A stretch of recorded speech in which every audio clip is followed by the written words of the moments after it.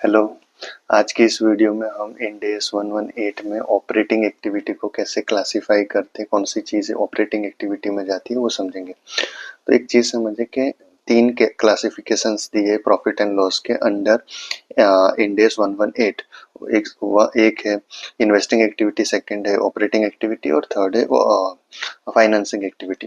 अभी जो operating activity है ना वो रेसिड्यूअल है। इसका मतलब अगर कोई चीज़ इन्वेस्टिंग में नहीं जाती या फिर कोई चीज़ फाइनेंसिंग में नहीं जाती तो ये सारी चीज़ें ऑपरेटिंग एक्टिविटी में जाएगी। Ultimately all the expenses are related to business, so वो ऑपरेटिंग में जाएगा।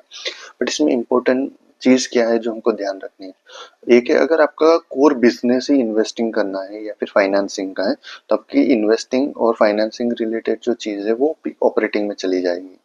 सो ये एक इम्पोर्टेंट चीज़ है। और दूसरा, अगर कोई चीज़ है जो हम लोग मोस्टली क्या बोलते हैं कि इंडिविजुअली कोई रिटर्न नहीं जनरेट कर पा रही है, ओके, तो वो चीज़ें भी अगर इंडिविजुअली और लार्जली इंडिपेंडेंटली कोई चीज़ इनकम नहीं जनरेट कर पा रही है तो भी उसको हम इन्वेस्टिंग एक्टिविटी की जगह पे क्लासिफाई करेंगे ऑपरेटिंग एक्टिविटी में। आई होप आपको ये चीज़ समझ में आई होगी कि कौन से दो चीज़ आपको ध्यान रखनी है। एक, अगर कोई एसेट इंडिपेंडेंटली इनकम नहीं जनरेट कर पा रही है तो भी ऑपरेटिंग में जाएगी। और दूसरा, अगर कोई ऐसी चीज़ है जिसका कोई ऐसी कंपनी जिसका कोर बिजनेस ही फाइनेंसिंग या इन्वेस्टिंग है तो उसकी भी सारी इनकम ऑपरेटिंग में ही जाएगी।